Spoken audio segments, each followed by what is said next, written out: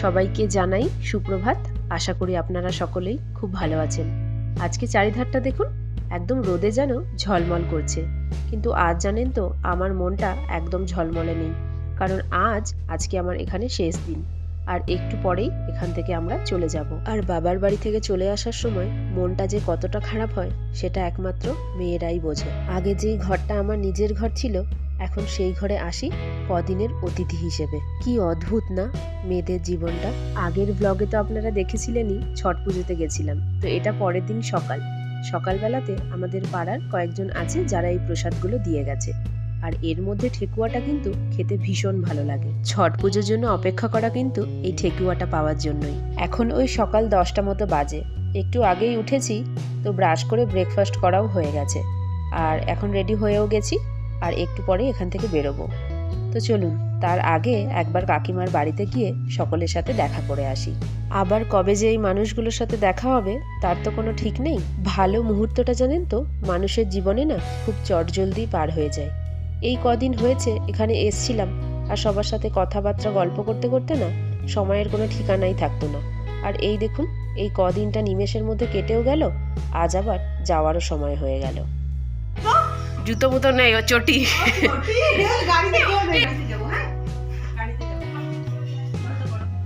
চটি পর তাড়াতাড়ি চ। হ্যাঁ আসছি। ভালো করে হয়নি ঠিক করে পড়ো। পড়েছো?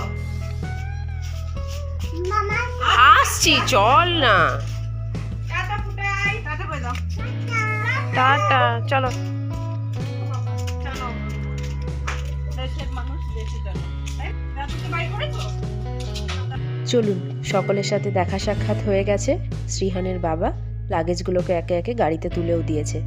আমি আর ঘরে ঢুকলাম না, ওর বাবা গেল আমার বাবার সাথে দেখা করতে। আমার বাবার শরীরটা তো একটু অসুস্থ, আমাকে যদি এখন আবার দেখে ভীষণ হয়তো মনটা আবার খারাপ করবে। তাই আমি আর ঢুকলাম না। 2-5 মিনিট বরং আমি এখানে দাঁড়াই, এখনই হয়তো ওর বাবা চলেই আসবে। খুব খুশি। যাও মামার কাছে যাও। চলুন, হয়ে গেছে, ওর বাবাও চলে এসছে। শ্রীহানের মামা যাওয়ার সময় একটা চকলেট দিল, চকলেট পেয়ে ও ভীষণ খুশি। এই দেখুন, আমরা তো গলির সামনে দাঁড়িয়েছিলাম, এই দিকটা হচ্ছে আমাদের বাজারটা, একদম সামনে। আর ওই যে দোকানটা দেখা যাচ্ছে, এবারের ব্লাউজ আর চুড়িদারটা আমি ওখানেই বানাতে দিয়েছিলাম। এখন চুড়িদারটা নিয়েও যাচ্ছি।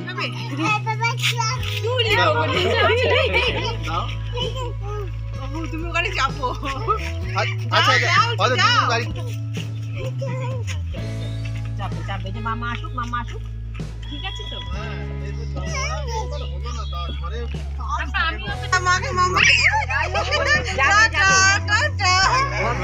এসো এসো, এইদিকে এসো, এইদিকে। টাটা। সেখান করে নাও। চকলেট আছে নাকি? চলো টাটা। টাটা ভাই, আবার আসবে। বলো আবার আসবো, তোমরা যাবে? বাই, সাবধানে যাও। চলো, আর কান্দো না, চলো। দেখো কান্দো না, আসা যাওয়া তো লেগে থাকে। কান্দলে কি ভালো লাগে? হ্যাঁ, কান্দলে কি ভালো লাগে? সবারই মনটা ভারী হয়ে যায়, খারাপ তো সবারই লাগে না। তোর মাকে দেখেছে না? হ্যাঁ ঠিক আছে, চলো।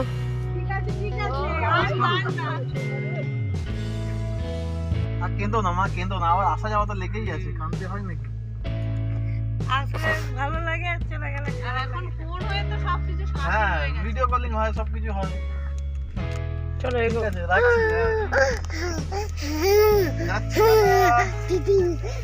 প্রত্যেকবার ছুটিতে যখন এখানে আসি, আসার সময়টা না ভীষণ ভালো লাগে।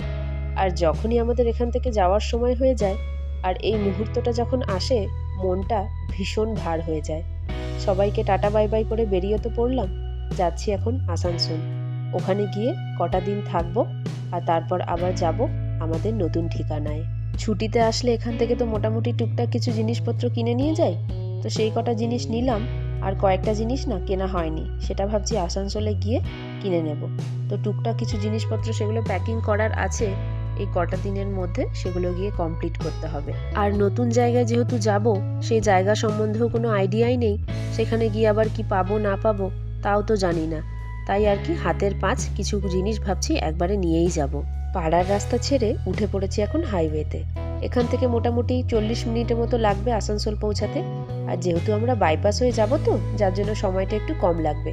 আর যদি ভেতরটা হয়ে যায়, সামনেই তো আবার বাজারটা পড়ে, সেখানটা পেরোতে না অনেকটা সময় লেগে যায়। তো আসানসোল বাজারেও তো আমাদের এখন দরকার নেই, তাই ভাবছি আজকেও বাইপাসটা হয়েই যাব। ছুটি তো মোটামুটি শেষ হয়েই গেল, আর কদিন বাদে গিয়ে আবার রেগুলার রুটিনে সেট হতে হবে। ব্যাস, এ কদিনের মতো আরাম শেষ, আবার শুরু প্রতিদিনের নিত্য জীবন আর তার সাথে নিত্য কাজবাজ। হাইওয়েটা দেখুন কি সুন্দর দেখতে লাগছে, আর চারপাশে এত উঁচু উঁচু বিল্ডিংগুলো হয়ে গেছে না, যার জন্য দেখতে চারিধারটা আরো ভীষণ সুন্দর লাগছে।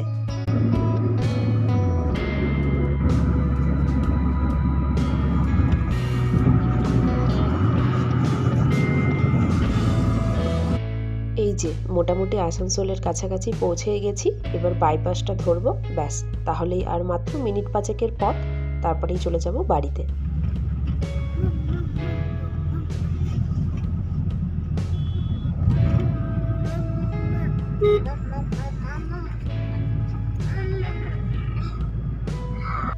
আমার এই দুষ্টু ছানাটাকে দেখুন, গাড়িতে রয়েছে তাতেও 2 মিনিট সুস্থ নেই, সমানে একবার এদিক ওদিক, তার সাথে ওই গাড়ির উপরের হ্যান্ডেলটা ধরে ঝোলা শুরু করে দিয়েছে। কি মুশকিল বলুন দেখিনি এই ছানাপোনাগুলোকে নিয়ে। এই দেখুন মেন রাস্তা ছেড়ে উঠে পড়েছি এখন বাড়ির রাস্তায়। আর এই যে সামনে এই মাঠটা দেখছেন, এখানে কিন্তু এই পাড়ার দুর্গাপুজো হয়, আর কদিন আগে তো কালী পুজো ছিল, সেটাও বোধহয় এখানে হয়েছে।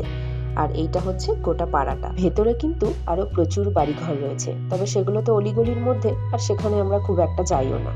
আর আমাদের বাড়িটা যেহেতু একদম রাস্তার ওপরেই, সুতরাং সেখানে আমাদের যাওয়ার কোনো প্রয়োজনই হয় না। ওই যদি দোকান থেকে টুকটাক কিছু নেওয়ার থাকে তবেই যাই। এই দেখুন চলে এসেছি বাড়িতে। দাঁড়ান আগে নামি, ব্যাগপত্রগুলো তো বড্ড ভারী হয়েছে, তো ওগুলো ওর বাবাই নিয়ে আসবে বললো। 11টা মতন তো বেজেও গেছে, এখন আর বসবো না, একবারে ছেলেকে স্নান করিয়ে নিজেও ভাবছি ফ্রেশ হয়ে নেব। চলুন ব্লগটাও তাহলে আজকে এখানেই শেষ করছি। ভালো লাগলে একটা করে লাইক কমেন্ট শেয়ার করবেন। তাহলে সকলেই ভালো থাকবেন, সুস্থ থাকবেন। খুব তাড়াতাড়ি দেখা হবে পরের আরেকটি নতুন ভ্লগে।